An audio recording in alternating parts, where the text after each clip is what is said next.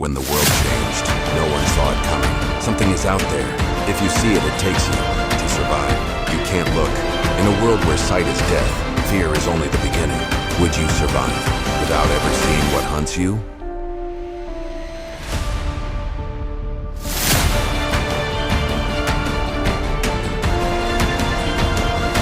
Post-apocalyptic future, Mallory hears a message on the radio about a safe shelter where everyone is welcome.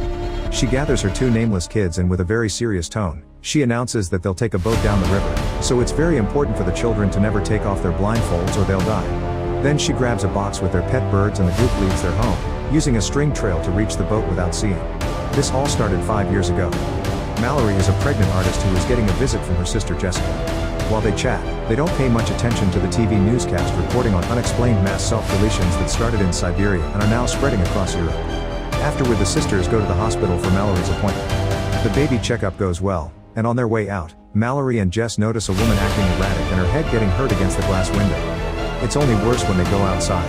Total chaos has taken over the streets, with people running in panic, crashing their cars, and finding anything useful that can help them self-delete. It seems that whatever was affecting people in Europe has arrived in the USA. Scared, the sisters rush to their car and try to drive away, but suddenly Jessica's eyes turn a weird color and she begins driving frantically, ignoring Mallory's pleas to slow down. The crazy speed causes the car to flip and crash, but luckily both sisters survive. Mallory carefully crawls out only to see her sister step in the middle of a street, where she is killed by a passing truck. Upset and panicking, Mallory begins running with the crowd, which is getting more chaotic and scared by the second as cars start to explode around her. When Mallory is pushed down by the crowd, a woman comes out of a house to help her while ignoring her husband Douglas' objections. But before she can reach Mallory, the woman suddenly goes into a trance. As she talks to an invisible person, the woman gets inside a burning car that soon explodes. Then a man named Tom helps Mallory up and brings her to the house, where Douglas refuses to open the door. However, the house owner Greg decides to help and lets them in together with other survivors. Everyone starts sharing their theories about what is going on, like demons or the end of the world, but nobody has a proven explanation. Only one thing is for sure, looking at the entity forces people to self-delete. A couple manages to call their son and hears he is in trouble, so they leave the house to find him regardless of the danger. The TV newscast also shows that the phenomenon is spreading through the whole world, but soon all signals go out so there's no more programming or phone calls. Then the remaining survivors decide to cover all the windows to prevent anyone from looking outside. In present day, Mallory and the kids have been on the river for 6 hours. She never stops making attempts to contact people over the radio and keeps everyone covered with a blanket. She also regularly checks on the birds in the box. When the birds start getting nervous, Mallory can hear the entity whispering her name and tries her best to ignore it. Back in the past, the group suddenly hears a knock. It's a survivor called Olympia, who begs for help because she's pregnant. Douglas is against letting more people in, but Mallory calls him heartless and they decide to let her in. Mallory grabs a rifle just in case and everyone closes their eyes until they're sure Olympia is harmless. Afterward, Greg volunteers to investigate the situation by watching the outside through his security cameras. The others tie him up to the chair in front of the monitors then leave him alone. Greg concentrates to avoid looking away, and after a few minutes of nothing, his expression changes. The group hears a weird sound coming from the room and rushes inside to discover Greg fell and smashed his head, instantly dying. The others immediately destroy the screen. Later that night, Mallory can't sleep and walks around the house, hearing another weird sound. However, it turns out to be Lucy and Felix getting busy together. In the present, Mallory and the children have been on the river for 14 hours when she suddenly hears a man's voice tell her to take the blindfold off because it's safe and even promising food. Mallory tells the kids not to do it and takes out her gun to fire blindly, but all her shots miss and the man jumps on the boat to attack them while the birds start making lots of noise. The man tries to take her blindfold off, insisting the entity is beautiful, but Mallory fights him off and after lots of struggle, she manages to kill him with a machete. Back in the past, the group is starting to run out of food, and it's clear by now that help won't be coming. Mallory, Tom, Douglas, Lucy, and Charlie volunteer to go to the supermarket, hoping there's safety in numbers. They paint and cover the windows to avoid even glancing outside and then use the GPS to guide them through the streets, where they keep bumping against abandoned cars and dozens of dead bodies. As they drive around every obstacle, the GPS detects something surrounding the car. They can see a shadow shaking the car with a whooshing sound, so they begin driving faster in panic. The noises and the shaking get worse by the second, but eventually the GPS announces they have made it to the supermarket, so they rush inside and don't take the blindfolds off until they have covered all the windows.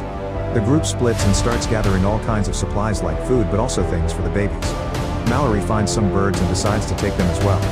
Douglas thinks they should stay here, but Mallory scolds him and points out it would be heartless to abandon those in the house.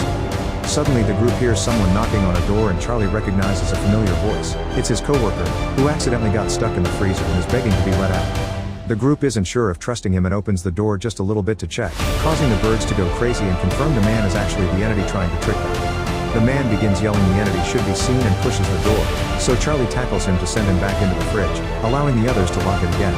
Then blood begins coming out from under the door, confirming Charlie is dead. The group leaves while still hearing the guy's voice begging for freedom.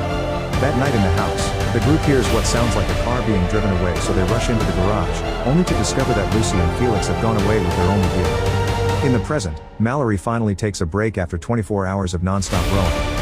However, she's too worried about the kids and soon starts rowing again, but the boat accidentally bumps against a sunken truck.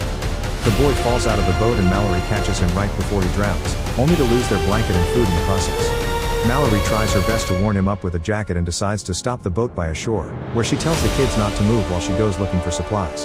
Then Mallory connects some string to the boat and explores the woods until she finds a building, where she starts gathering food and a new blanket. Her string can't go on for that long, so she ties it up to the furniture while she continues to investigate. Suddenly she hears a noise and sees the string shaking before a shadow moves outside, so she immediately rushes out of the building, running through the forest as the entity begins whispering her name. Mallory blindingly shoots her gun just in case, which is heard by the little girl and makes her get off the boat to help. Fortunately, Mallory moves fast and reaches the child before the entity does, so she drags her back into the boat and yells at her for disobeying her, reminding both kids to leave Mallory behind and save themselves if things get too dangerous.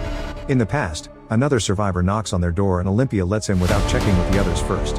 His name is Gary, and after Tom checks he isn't hiding anything. Gary explains that only crazy patients can survive the entity.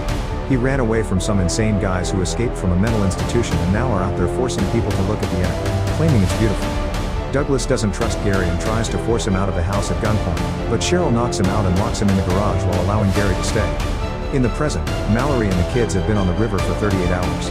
Mallory covers everyone with a blanket to warn them that they're approaching the rapids, which is the most dangerous part of the journey. Somebody will have to keep their eyes open to navigate, and both kids volunteer, but Mallory remembers promising Olympia she would take care of her daughter if something happened to her, and she can't bring herself to hurt her own son either. In the end, she decides they'll just risk it and go through the rapids without seeing it. In the past, both Mallory and Olympia begin to go into labor at the same time. While Tom and Cheryl take the women upstairs to their room, Gary takes out a bunch of drawings of the horrifying creatures and starts making a new one, revealing he's actually one of the crazy people who escaped from the mental institution. Then he takes Mallory's birds and puts them in the fridge before tearing the papers off the windows, which Douglas sees from afar. When Tom comes down and finds the drawings, Gary immediately knocks him out. Then he opens the front garage door hoping to make Douglas see, but he quickly covers his eyes. Upstairs, Olympia and Mallory give birth to two very healthy and beautiful babies. Suddenly Gary enters the room and pulls the blinds up in front of Olympia, who immediately falls for the entity. Mallory manages to take the baby from her before Olympia runs to the window to self-delete. Afterward, Gary grabs Cheryl's face and forces her to open her eyes to the outside, causing her to also self-delete with scissors. While Mallory hides with the babies under a blanket, Douglas shows up with the rifle and does some blind shooting, hurting Gary in the arm. However, Gary quickly retaliates by jumping on Douglas to push him through the railing and stab him with the scissors. The rifle falls to the floor and Tom tries to grab it at the same time as Gary, causing the weapon to go off. Mallory hears two shots before someone approaches her, but luckily it's Tom, who has won the fight. 5 years pass, and Mallory and Tom have been living together while raising the kids as a couple. They have a whole system in place to keep the house safe and use string to go looking for supplies when they need them. One afternoon, Mallory is out on a supply run when she hears some cars driving nearby. She waits for them to leave and rushes back to the house to tell Tom about it, so they agree they won't go out alone anymore. That night, the two receive a radio transmission saying there's a safe compound with plenty of supplies and food down the river. The voice on the radio even gives them instructions, which Tom writes down on a map. Apparently seeing will be required to cross the rapids, and the voice recommends following the sound of the forest birds because they can tell when the enemy is around. Tom wants to go to the compound, but Mallory refuses because she thinks it's a trap. Sometime later, while the family goes out to look for supplies together, they hear the cars again, so Tom goes to distract them while Mallory and the kids get out safely. The drivers are a group of insane people who ask Tom to look at the enemy, and when they notice Mallory and the kids, Tom opens fire on them. He manages to kill a few of them, but they shoot back at him, so if Tom wants to save his family, he has no choice but to take off the blindfold to shoot with a better aim. After killing them in seconds, Tom sees the entity and self-deletes. Mallory has a breakdown over her loss and decides it's time to leave for the shelter after all. Now it's been 42 hours on the river and the group is approaching the rapids pretty quickly. When they reach the bumpy waters, Mallory tries her best to get through, but the boat flips over and everyone falls out. Mallory calls out to the kids and finds the boy in the water, but the girl has made it to the land. Thankfully Mallory finds her quickly because the girl has a bell that she keeps ringing. Then the trio walks through the woods where they hear the entity whispering to them using Tom's voice. Mallory tries to run away from it, only to fall down a small hill. The voice goes after the kids and the boy almost takes off his blindfold, but Mallory quickly finds him and stops him. She can't find the girl though, so she starts apologizing for yelling at her and the sound of her voice allows the girl to go back to her. Then the family follows the sounds of the birds, but they have to start running when the entity suddenly surrounds them. They fall a couple of times, but eventually they make it to the compound and the door is opened before the entity can reach them. Inside the compound, Mallory's eyes are checked and soon everyone is cleared to stay. They meet the voice from the radio and Mallory discovers that the compound is a school for the blind filled with survivors but also birds, who work as an alarm. Now they can finally begin living properly. Mallory decides to name the kids. The girl is called Olympia after her mother, and the boy is named after Tom. Then Mallory opens her box and frees the birds to be with the others in the sanctuary.